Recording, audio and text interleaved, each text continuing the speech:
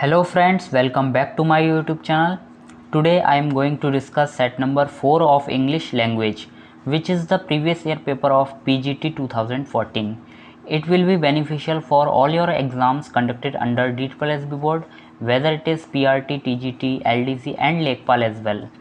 Now starting from first question, that is 81st question. English language का जो 81st question है, इसमें पहले क्वेश्चन में जो है वो आपको इनडायरेक्ट स्पीच का क्वेश्चन दिया गया है। इनडायरेक्ट स्पीच अगर आपने डायरेक्ट इनडायरेक्ट पढ़े हैं तो आप कर पाएंगे ये क्वेश्चन। फर्स्ट क्वेश्चन हमारा है he said I have passed the examination. तो इसका हमें इनडायरेक्ट स्पीच में कन्वर्ट करना है, तो किस तरह होगा? ही सेड, आपको यहाँ दिखता है सेड। सेड अगर ये सेकंड फॉर्म में है तो हम इसको चेंज करते हैं। अगर यहाँ फर्स्ट फॉर्म में होता, केवल से होता, तो हम कन्वर्ट नहीं करते, और अगर विल से होता तो भी कन्वर्ट नहीं करते। तो आपने रूल तो ये पढ़े होंगे। तो he said I have passed the examination, तो आपको पता है डायरेक्ट इनडायरेक्ट में हैव को हम हैड में कन्वर्ट कर देते हैं, यानी कि क्या हो जाएगा? ही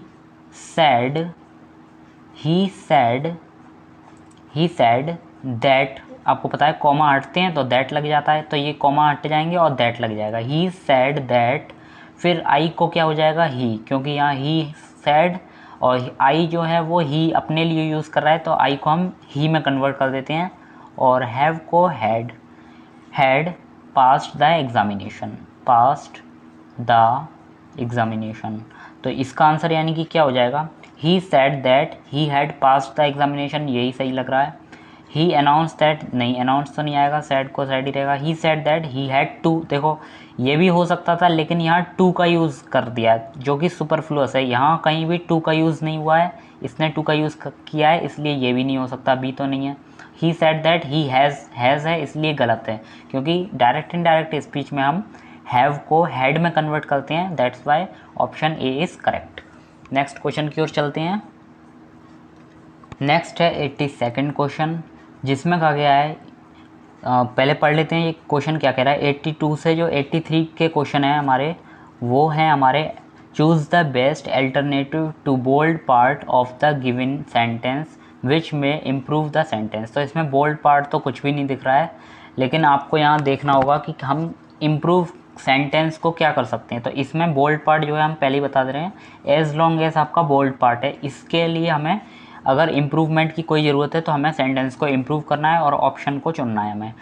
तो ये क्वेश्चन है, you can not pass as long as you study, मतलब जब तक आप कठिन परिश्रम या फिर स्टडी नहीं करेंगे तब तक आप पास नहीं हो सकेंगे। तो इसका आंसर क्या हो जाएगा? एज लॉन्ग एज की जगह हम कुछ और यूज़ कर सकते हैं क्या? तो इसकी ज़रूरत है you can not pass unless, इसकी जगह क्या आ जाएगा? अनलेस। अनलेस का यूज़ कब होता है? अनलेस का मतलब होता है यू कैन नॉट पास, तुम पास नहीं हो सकते। अनलेस मतलब जब तक कि तुम यू स्टडी, पढ़ते नहीं हो। अगर तुम नहीं पढ़ोगे तो एग्ज़ाम को पास नहीं कर पाओगे, तो इसका मतलब ये है। तो अनलेस का मतलब ये होता है जब तक कि आप नहीं, तो इसमें नहीं वर्ड आ जाता है। अनलेस के साथ हमें नॉट अलग से लगाने की ज़रूरत नहीं होती, अनलेस और अनटिल दोनों में। अच्छा, फ़र्क क्या होता है ये भी आपको बता देंगे। सबसे पहले आप अनलेस का मतलब लिख लीजिए। अनलेस का मतलब होता है जब तक कि आप नहीं, तो जब तक कि आप नहीं, तो इसका मतलब होता है जब तक कि नहीं, तो ये चीज़ होती है। इसका मतलब अनलेस का मतलब। अनटिल का मतलब भी सेम यही होता है। अनटिल का मतलब जब तक कि मैं नहीं या आप नहीं, जब तक कि मैं नहीं, अनटिल। तो इसका यूज़, अनलेस का यूज़ और अनटिल का यूज़ हम कब करते हैं? अनलेस का यूज़ हम कंडीशनल में करते हैं। तो ये जो यूज़ होता है ये किसी शर्त के आधार पर होता है।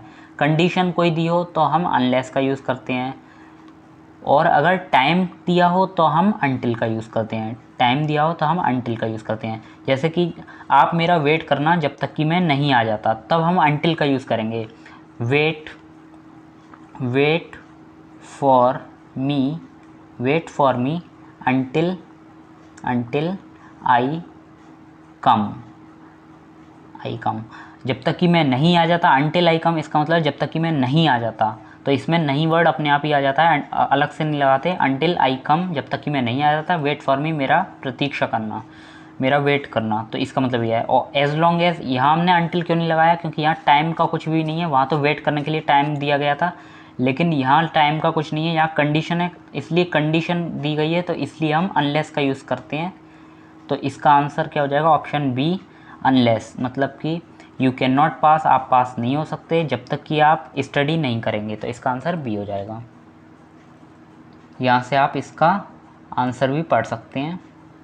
और ये जो है वो फर्स्ट वाले का आंसर है, 81 वाले का आंसर, ये भी आप पढ़ लेना एक बार। नेक्स्ट है हमारा 83 नंबर का क्वेश्चन, जिसमें दिया गया है all his efforts to find his lost child were in vain. तो वेन की जगह हम क्या यूज़ कर सकते हैं, इसमें हमें इसका अल्टरनेटिव वर्ड छांटना है। वेन की जगह हम क्या यूज़ कर सकते हैं, तो इसका मतलब क्या है, ऑल हिज एफर्ट्स, जितने भी उसके प्रयास हैं, to find his lost child, अपने जो खोए हुए बच्चे को खोजने के लिए, वर इन वेन, वो व्यर्थ हैं। तो इसमें वेन कौन सा वाला वेन यूज़ होगा, VANE क्या होता है, VANE क्या होता है ये हमें नहीं पता, लेकिन उसके जो प्रयास थे वो व्यर्थ गए। तो वेन कौन सा, वेन की स्पेलिंग कौन सी होती है, व्यर्थ की स्पेलिंग कौन सी होती है, तो VAIN वाली स्पेलिंग होती है। ऑप्शन नंबर सी हमारा करेक्ट हो जाएगा। VANE ये कोई वर्ड नहीं होता, VAIN वेन होता है व्यर्थ। व्यर्थ जाना मतलब वेन, यहाँ लिखा है वेन के स्थान पर आपको VAIN वेन का यूज़ करना है। कहते हैं कि all his efforts to find his child were in vain. तो ये वेन क्या हो जाता है, इसका मतलब होता है व्यर्थ। इस वेन का नहीं, इस वेन का मतलब होता है, तो इस वेन की जगह आपको VAIN वाला वेन यूज़ करना है, क्योंकि सही वर्ड आपका VAIN होता है, जिसको कहते हैं व्यर्थ। तो उसके सभी प्रयास कैसे हैं, व्यर्थ हैं। All his efforts were in when, VAIN when. तो इसका आप यहाँ से सॉल्यूशन भी देख सकते हैं। नेक्स्ट है 84th क्वेश्चन, जिसमें आपको पैसिव वॉइस करना होगा। 84th question, who gave you ice cream, तो इसका पैसिव वॉइस करना होगा। तो आपको अगर पैसिव वॉइस नहीं आते हैं, डायरेक्ट इनडायरेक्ट नहीं आते हैं, तो आपको थोड़ी सी प्रॉब्लम होगी, क्योंकि इसमें पैसिव वॉइस का एक क्वेश्चन, एक डायरेक्ट इनडायरेक्ट का क्वेश्चन आता है। तो अगर आपको नहीं आता है ये, तो चिंता मत कीजिए, सेट कंप्लीट होने के बाद हम आपको टॉपिक वाइज भी कंप्लीट करवा देंगे, direct indirect, passive voice, idioms and phrases, और जितने भी वोकैब्स हैं वो सभी क्लासेस आपको प्रोवाइड करवा देंगे। तो सबसे पहले आप प्रैक्टिस सेट लगाइए, उसके बाद आपको आइडिया पड़ जाएगा कि किस हद तक हमें तैयारी करनी है, किस लेवल की तैयारी करनी है, तो इससे बहुत बड़ा आइडिया पड़ेगा आपको। हु गेव यू आइसक्रीम, तो हु गेव यू आइसक्रीम, इसका आंसर क्या हो जाएगा, तो पैसिव वॉइस में कन्वर्ट करना है। पैसिव वॉइस में अगर आपको आता हो तो कर लेंगे। हु को क्या हो जाता है, बाय हुम, बाय हुम। उसके बाद गेव, ये सेकंड फॉर्म में है, तो सेकंड फॉर्म वाला, सेकंड फॉर्म में हमें वॉज का यूज़ करना है, बाय हुम। अच्छा, यू के लिए हम वर का यूज़ करेंगे, यहाँ यू है, इसके अकॉर्डिंग हम वर का यूज़ करेंगे। तो सबसे पहले बाय हुम, हु को हम लिख देते हैं बाय हुम, और यहाँ यू के लिए हम वर का यूज़ करेंगे, क्योंकि यू क्या है, प्लूरल है। अगर यहाँ सिंगुलर होता तो वास का यूज़ करते। तो bye whom were your eyes, sorry you were you. और गिव को क्या हो जाता है, गिव को गिवन, थर्ड फॉर्म का यूज़ होता है पैसिव वॉइस में, गिवन आइसक्रीम, आइसक्रीम। तो इसका आंसर क्या सही हो जाएगा, आप यहाँ से देख के बता देना। Bye whom were you given ice cream, by whom was you given ice cream हो जाएगा, या वर यू गिवन आइसक्रीम, तो आपको ये देखना होगा। बाय हुम, यू के लिए आप यहाँ वर का यूज़ करेंगे, क्योंकि आपको पता है सिंगुलर जितने भी होते हैं उसके साथ हम वाज का यूज़ करते हैं, जबकि प्लूरल जो होता है PLURAL, प्लूरल के साथ वर का यूज़ करते हैं। तो पैसिव वॉइस तो आपको आते होंगे, और नहीं आते हैं तो आप चिंता मत कीजिए, आगे हम अपलोड करेंगे ज़रूर। By whom were you given ice cream, option number B correct हो जाता है। तो इसका देख लेते हैं एक बार, ऑप्शन नंबर बी करेक्ट है इसका। आप यहाँ से ऑप्शन भी देख लेना, एक बार पढ़ लेना। नेक्स्ट है 85th क्वेश्चन। फ्रेंड्स, आपको इस प्रैक्टिस सेट से केवल आपको एक आइडिया नहीं लगेगा, बल्कि आप एक अच्छा इंक्रीमेंट कर पाएंगे अपने स्कोर में। तो आपको प्रैक्टिस सेट लगाने तो बहुत ज़रूरी होते हैं। किसी भी कंपटीशन की आप तैयारी कर रहे हैं तो प्रैक्टिस सेट तो सबसे पहले आपको ज़रूरी होते हैं लगाना। और ये सारे प्रीवियस ईयर जो हम लेके आए हैं ये ऑथेंटिक हैं, आप यहाँ से लगा सकते हैं बिल्कुल।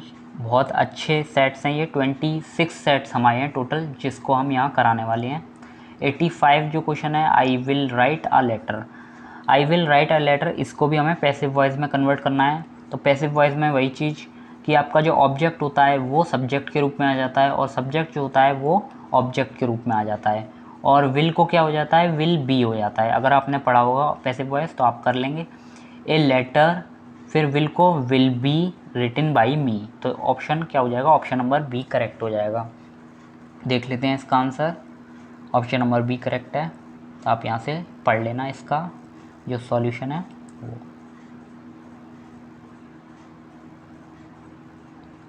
नेक्स्ट है 86 क्वेश्चन, जिसमें पूछा गया है choose the alternative which can be substituted for the given word sentence.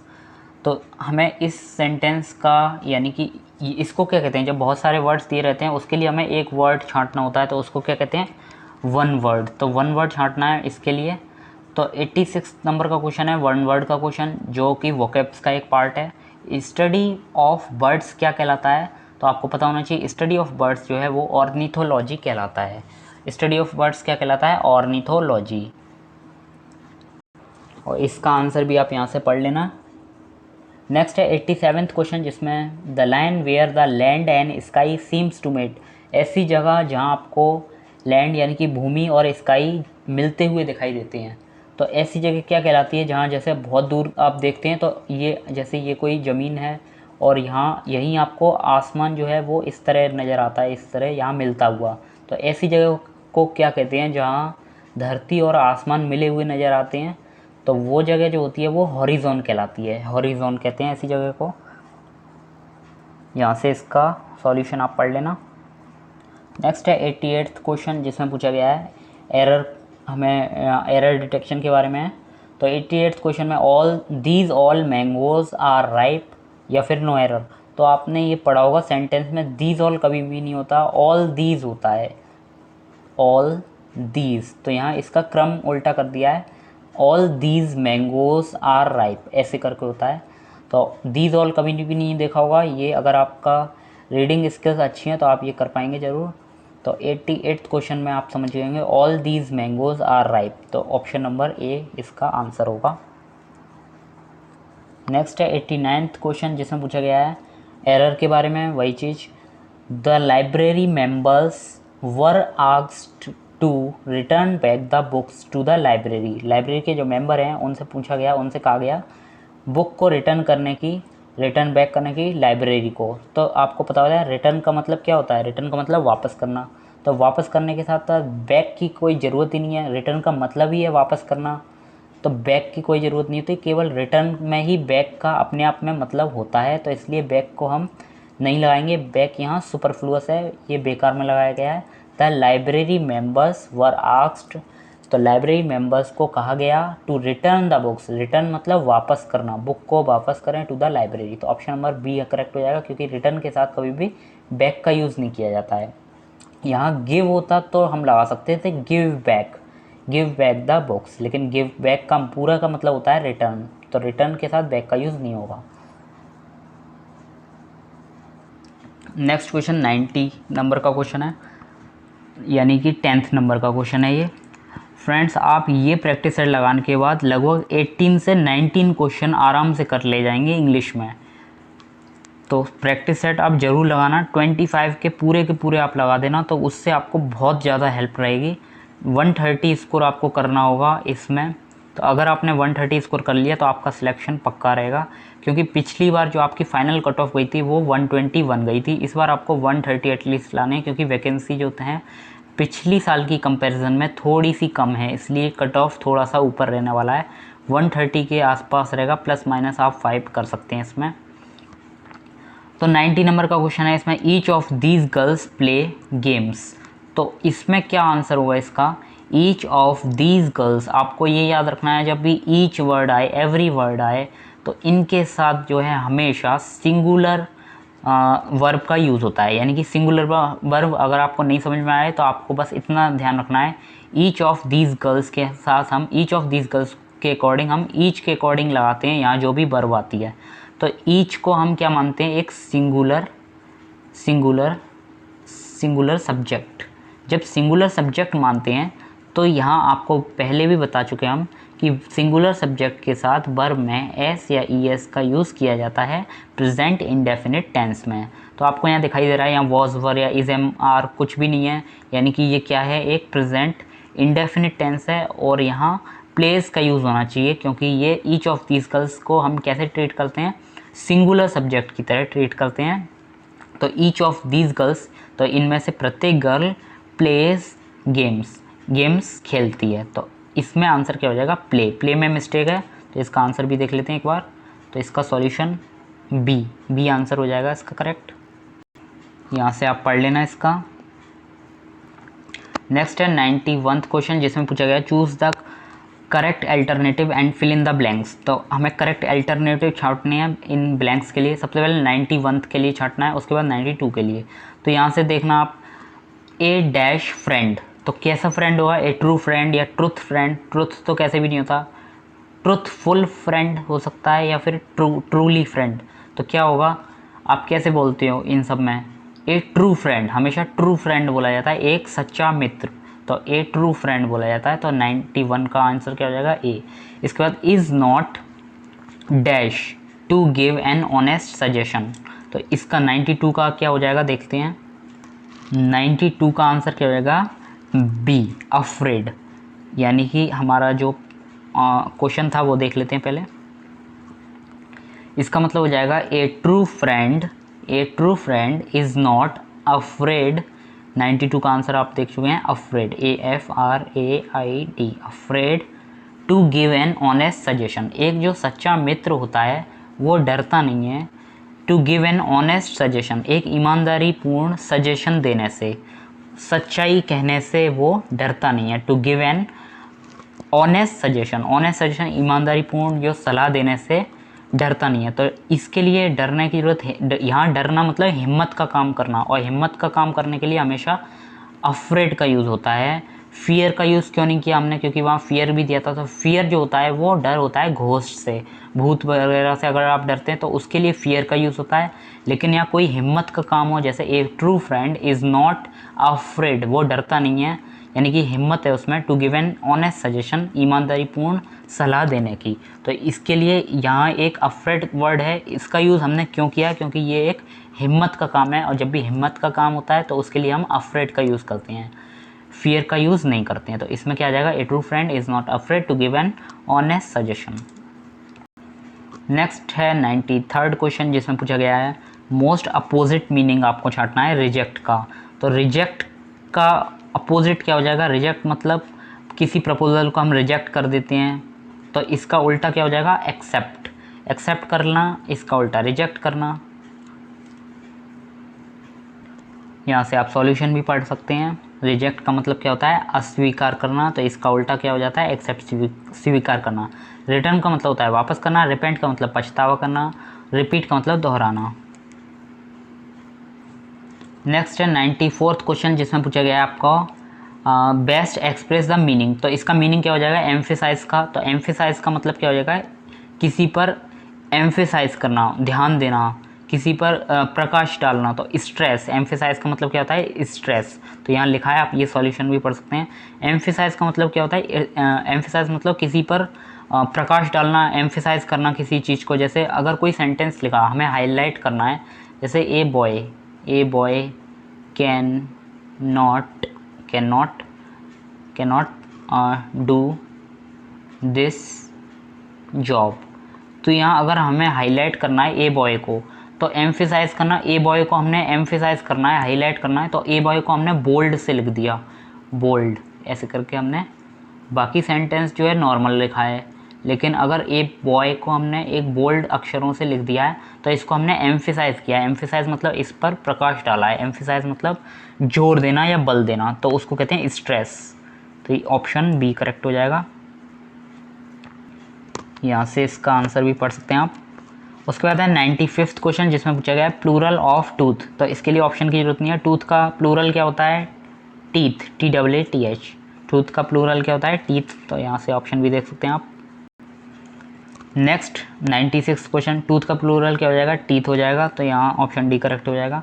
96 question past tense of teeth. तो सॉरी टीच का पास्ट फॉर्म क्या होता है, तो टीच तो फर्स्ट फॉर्म होती है बर्फ की, तो टीच की जो सेकंड फॉर्म और थर्ड फॉर्म होती है दोनों क्या होती है, टॉट, TAUGHT टॉट, और इसकी भी TAUGHT टॉट। ओके, फर्स्ट और सेकंड फॉर्म दोनों टॉट होती है, तो इसका ऑप्शन सी करेक्ट हो जाएगा, TAUGHT टॉट होती है। इसका ऑप्शन भी आप देख लेना यहाँ से, ऑप्शन सी। नेक्स्ट हमारे जो 3 क्वेश्चन हैं वो हैं पैसेज के। इसके लिए सबसे पहले हम पैसेज पढ़ते हैं, उसके बाद चलते हैं क्वेश्चंस पे। Many of the serious health concerns in modern America can be link to poor diet. Poor diet के बारे में कहा गया है इसमें। अमेरिका में जो बहुत सारी सीरियस हेल्थ कंसर्न हैं, कंसर्न मतलब चिंताएं जो हैं हेल्थ की, वो मॉडर्न अमेरिका में किससे लिंक्ड हैं, किससे जुड़ी हुई हैं, पुअर डाइट से। हम अच्छी डाइट नहीं लेते, इसलिए सीरियस हेल्थ इशू हो रही हैं आजकल अमेरिका में। People who regularly consumes food high in sodium, sugar and saturated fats not only increase their chances of obesity but also increase their risk of developing heart diseases, hypertension, diabetes and several types of cancer। तो हम अगर इन चीज़ों का food का इस्तेमाल करते हैं जिसमें सोडियम, शुगर और सैचुरेटेड फैट की ज़्यादा मात्रा है, तो ये ओबेसिटी यानी कि मोटापा को बढ़ा देते हैं, और इसके साथ साथ इंक्रीज़ कर देते हैं रिस्क, किसकी रिस्क को, डिजीज़ेस जैसे हार्ट डिजीज़ को, हाइपरटेंशन को, डायबिटीज़ को, इन सब की रिस्क आपकी बढ़ जाती है, कैंसर वगैरह की। Although some people who regularly consume unhealthy foods do so knowingly, there is also एक significant portion of the population that remains uneducated about. तो ऑल्दो मतलब यद्यपि, some people who regularly consume, कुछ पीपल जो लगातार consume करते हैं, लगातार खाते हैं अनहेल्दी फूड को, डू नॉट सो नोइंगली, तो वो ऐसा जानकर नहीं करते हैं। असली बात तो ये है कि significant portion of the population, ज़्यादातर लोग ऐसे हैं, ज़्यादातर पॉपुलेशन ऐसी है जो रिमेन्स अनएजुकेटेड अबाउट, जो इसके बारे में अनएजुकेटेड है, प्रॉपर न्यूट्रिशन के बारे में वो अनएजुकेटेड है, वो जानती नहीं है ऐसा। What is more individuals who live in food deserts, what is more individuals who live in food deserts area in low income neighborhoods that lack easy access to healthy affordable food may not even have the opportunity to obtain nutritious food। एक कारण ये भी है individuals who live in food desert areas, तो ऐसे areas जो food desert areas हैं, food desert areas ऐसे एरियाज़ कहलाते हैं। अच्छा, आगे इसमें दिया गया है फूड डेजर्ट एरिया क्या कहलाते हैं, जहाँ फूड्स की कमी होती है, जहाँ न्यूट्रिशियस फूड की कमी होती है।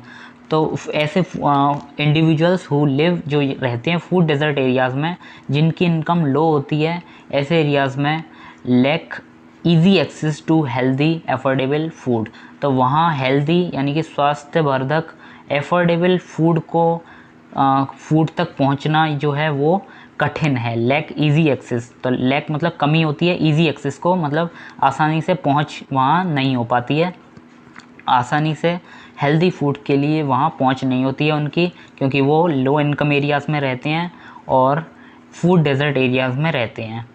Not even have the opportunity to obtain nutritious food, तो उनके पास ये अपॉर्चुनिटी नहीं होती है ऑब्टेन न्यूट्रिशियस फूड कि वो अच्छा खाना ले सकें। Food desert are located in high poverty areas, food desert जो एरियाज़ होते हैं वो कहाँ होते हैं, हाई पॉवर्टी एरियाज़, जहाँ गरीबी बहुत ज़्यादा होती है, सच एज स्पार्सली पॉपुलेटेड, जो या तो स्पार्सली पॉपुलेटेड मतलब डेंस का उल्टा कहते हैं, स्पार्स, डेंस मतलब बहुत ज़्यादा पॉपुलेशन एक साथ रहती है इस तरह, और स्पार्स मतलब बहुत दूर दूर पॉपुलेशन रह रही है। तो ऐसे फूड डेजर्ट एरियाज़ क्या होते हैं, जो हाईली पॉवर्टी एरियाज़ होते हैं, जहाँ गरीबी बहुत ज़्यादा होती है, जैसे कि स्पार्सली पॉपुलेटेड रूरल एरियाज़ और डेंसली पॉपुलेटेड, तो या तो ऐसे रूरल एरियाज़, ग्रामीण इलाके जहाँ पॉपुलेशन बहुत स्पार्स है, बहुत दूर दूर है, या डेंसली पॉपुलेटेड है, या बहुत ज़्यादा डेंसली पॉपुलेटेड अगर कोई एरिया होता है तो वो भी क्या होता है, पॉवर्टी एरिया होता है, वहाँ वो भी गरीब इलाका होता है।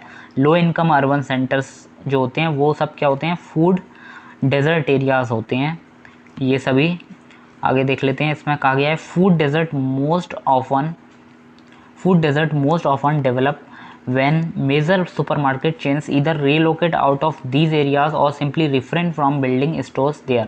तो फूड डेजर्ट एरियाज़ जो होते हैं मोस्ट ऑफन, अक्सर यहाँ क्या होता है, डेवलप ये बन जाते हैं, फूड डेजर्ट एरियाज़ ऐसे डेवलप होते हैं when, जब मेजर सुपरमार्केट चेन्स कैन इधर, जब सुपरमार्केट की चेन जो होती है इधर या तो रीलोकेट कर जाती है, वहाँ से कहीं और चली जाती है, आउट ऑफ दीज एरियाज, इन एरिया से कहीं और चली जाती है, या फिर वो simply refrain from building stores here there, या फिर यहाँ इन स्टोर्स को लगाना, रिफ्रेन मतलब होता है मना किया गया है, कंट्रोल किया गया है ऐसी स्टोर्स को यहाँ लगाना, ऐसे एरियाज़ में इन स्टोर्स को लगाना मना किया गया है, इसलिए वो फूड डेजर्ट एरिया बन जाते हैं। या फिर वहाँ जो सुपरमार्केट की चेन होती है वो रीलोकेट कर जाती है, यहाँ से अगर फ़ायदा नहीं होता है वो रीलोकेट मतलब कहीं और बस जाती है, फूड चेन जो होती है, फूड चेन जो सुपरमार्केट हैं।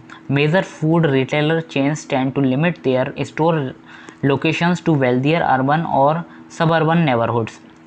जो मेजर मुख्य फूड के रिटेलर चेन्स होती हैं, फूड रिटेलर चेन्स जो मेजर मुख्य फूड रिटेलर चेन्स हैं, वो टेंड टू लिमिट, वो ज़्यादा नहीं लगाती हैं their store locations to wealthier urban और सबअर्बन एरियाज़। तो वेल्दियर मतलब जहाँ जहाँ बहुत ज़्यादा धनी लोग रहते हैं, तो ऐसे अर्बन इलाकों में वो limit tend to limit their store locations, तो वो बहुत ज़्यादा नहीं लगाते हैं ऐसी एरियाज़ में अपनी जो रिटेलर की फूड रिटेलर चेन्स होती हैं। तो आपने देखा होगा जो बहुत ज़्यादा वेल्दियर एरियाज़ होते हैं, अर्बन एरियाज़, तो वहाँ ये चीज़ें कम पाई जाती हैं, फास्ट फूड वगैरह के आइटम वहाँ ये जो होती हैं शॉप्स ये नहीं लगाई जाती हैं।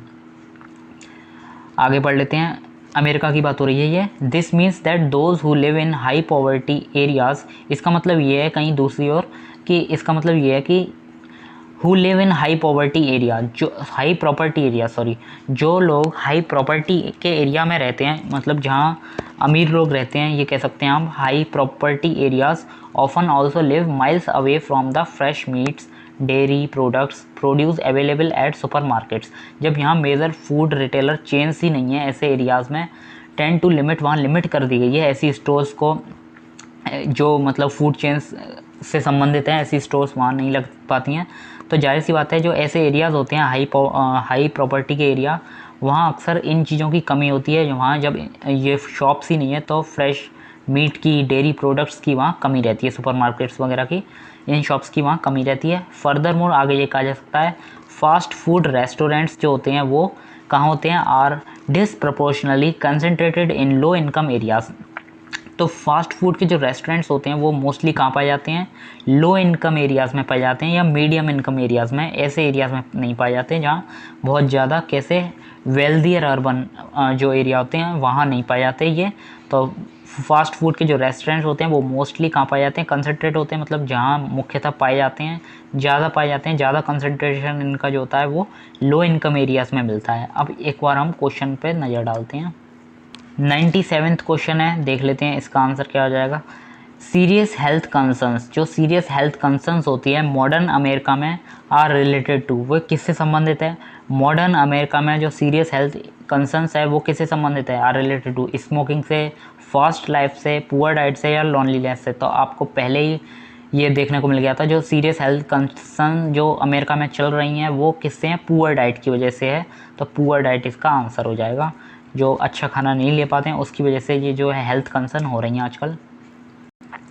नेक्स्ट है फूड डेजर्ट एरियाज़ के बारे में पूछा गया है। तो फूड डेजर्ट क्या होते हैं, एरियाज़ हैविंग लार्ज सुपरमार्केट, जहाँ लार्ज सुपरमार्केट की चेन बहुत ज़्यादा पाई जाती हैं, या फिर लो इनकम एरिया होते हैं without access to healthy foods, वहाँ हेल्थी फूड नहीं मिलता है, वहाँ एक्सेस नहीं होती है, और लो इनकम एरियाज़ होते हैं वो लोग। Area having large scale plantation, जहाँ प्लांट्स बहुत ज़्यादा होते हैं। Area having large number of restaurant, जहाँ रेस्टोरेंट बहुत ज़्यादा होते हैं। तो आपने ये पढ़ा था फूड डेजर्ट एरियाज़ क्या होते हैं। तो फूड डेजर्ट एरिया वो एरिया होते हैं जहाँ लोगों की इनकम कैसी होती है, लो इनकम होती है, without access to healthy foods, और वहाँ हेल्दी फूड की एक्सेस भी, यानी कि स्वास्थ्यवर्धक जो खाना होता है उस पर पहुँच लोगों की नहीं होती है। विदाउट एक्सेस मतलब पहुँच नहीं हो पाती है हेल्दी फूड के लिए। तो ऑप्शन नंबर बी करेक्ट हो जाएगा। और ये कैसे, तो हम एक बार पैराग्राफ पे भी देख लेते हैं। तो पैराग्राफ में भी यहाँ लिखा था फूड डेजर्ट कैसे होते हैं, हाई पॉवर्टी एरियाज, यानी कि गरीबी वाले इलाके होते हैं। गरीबी में आपको पता ही है लो इनकम होगी। और यहाँ भी आपको यहाँ देखने को मिला था फूड डेजर्ट एरिया क्या होते हैं, जहाँ लो इनकम होती है। तो यहाँ से हम ऑप्शन नंबर बी को करेक्ट कर सकते हैं। तो ऑप्शन नंबर बी करेक्ट हो जाएगा, इसका ऊपर से पढ़ लेना आप। 99वां question, food desert are form, food desert कब बन जाते हैं, जब major supermarket chains are unavailable in some areas, जब जो मेजर सुपरमार्केट की चेन होती है वो अनअवेलेबल हो जाती है किसी एरियाज़ में, तो वहाँ क्या हो जाता है, फूड डेजर्ट हो जाता है। फूड डेजर्ट, अच्छा डेजर्ट का मतलब क्या होता है, डेजर्ट जो DESERT, डेजर्ट का मतलब होता है रेगिस्तान। रेगिस्तान क्या इलाका होता है, रेगिस्तान ऐसा इलाका होता है जहाँ चीज़ें नहीं पाई जाती हैं, जो बिल्कुल रेत रेत यहाँ पाई जाती है, या फिर जहाँ वेजिटेशन नहीं पाई जाती है, डेजर्ट किसी भी चीज़ की कमी होती है वहाँ, तो उसको डेजर्ट कहते हैं। तो फूड डेजर्ट मतलब जहाँ खाने की कमी है, तो वो कहाँ होती है, जहाँ मेजर सुपरमार्केट की चेन जो होती है वो अनअवेलेबल होती है किसी एरियाज़ में, तो उसी को हम कहते हैं फूड डेजर्ट। जहाँ फूड की कमी हो, फूड चेन मार्केट की कमी हो, तो बस वही चीज़ है, फूड डेजर्ट क्या बन जाता है, जहाँ फूड की कमी हो। तो फूड की कमी होगी जहाँ मेजर सुपरमार्केट चेन्स कैसी होगी, अनअवेलेबल होगी, वहाँ उपलब्ध नहीं होगी। यहाँ भी हमने पैराग्राफ में देखा था फूड डेजर्ट कैसे होता है, most often develop when major supermarket chains relocate, मतलब रिलोकेट कर जाती है वहाँ से, और simply refrain from building stores, या फिर वहाँ से बनाने के लिए मना किया गया होता है ऐसे स्टोर्स को, या फिर वहाँ से वो रिलोकेट कर जाते हैं। तो क्या चीज़, सुपरमार्केट चेन जो होती हैं वो जब रिलोकेट कर जाती हैं या फिर वहाँ मना होती है इन स्टोर्स को लगाने की, तो वहाँ फूड डेजर्ट बन जाते हैं। तो इस हिसाब से हमारा ऑप्शन नंबर ए करेक्ट हो जाएगा।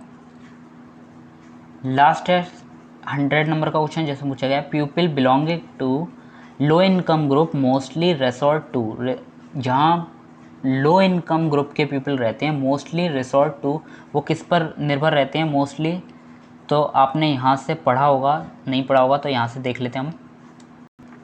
लास्ट लाइन को आप यहाँ से देखना, इसमें साफ लिखा है furthermore fast food restaurants, fast food के जो रेस्टोरेंट है वो कहाँ पाए जाते हैं, are disproportionately concentrated in low income areas, ऐसे एरियाज़ में ज़्यादा कंसनट्रेटेड होते हैं जो लो इनकम के एरिया होते हैं। डिसप्रपोर्शनलेटली का मतलब होता है जहाँ विभाजन, जैसे अगर ये कोई पूरा एरिया है, ये फूड डेजर्ट एरिया, ये अर्बन एरिया है, और ये मतलब जहाँ डेंसली पॉपुलेटेड एरिया है, तो आपको पता है कि अर्बन एरिया जो अच्छे एरियाज़ होते हैं वहाँ इनकी इंस्टॉलमेंट कम होती है, तो और सॉरी इसकी स्टोर्स कम होते हैं, और जहाँ ये बहुत ज़्यादा पॉपुलेशन होती है और जो पॉवर्टी एरिया होते हैं, गरीबी के इलाके हैं, वहाँ इनकी जो डेंसिटी है वो बहुत ज़्यादा पाई जाती है। तो इसको हम कहते हैं, क्या ये एक ही प्रपोर्शन में है, यहाँ कम है यहाँ ज़्यादा है, तो इसको कहते हैं डिसप्रपोर्शनेटली। और जहाँ प्रपोर्शन एक जैसा पाया जाता है, ये सभी एक जैसा प्रपोर्शन पाया जा रहा है इस जगह, तो इसको कहेंगे हम प्रपोर्शन, तो प्रपोर्शनेटली। तो प्रोपोर्शनलिटी मतलब समझ में आ गया होगा आपको। फूड रेस्टोरेंट क्या, जहाँ आर कंसनट्रेटेड, जहाँ कंसनट्रेटेड होते हैं तो वो लो इनकम एरियाज़ होते हैं। तो आपने यहाँ देख लिया, तो इसके बाद चलते हैं क्वेश्चन पे। तो इसका आंसर अब आपको देना है people belonging to low income group mostly resort to, तो जहाँ लो इनकम के पीपल रहते हैं वहाँ क्या होते हैं, वहाँ मोस्टली रिसोर्ट टू, वो फास्ट फूड पे ज़्यादा निर्भर रहते हैं, फास्ट फूड पे ज़्यादा खाते हैं वो लोग। तो यहाँ से ऑप्शन भी देख लेते हैं, विकल्प डी फास्ट फूड होगा, जैसे कि पैराग्राफ के अंतिम वाक्य में दिया गया है, यहाँ भी लिखा है। तो अगर आपको सेट पसंद आया हो तो प्लीज़ लाइक कर देना, और अगले सेट को ज़रूर आप देखना, और सभी सेट्स को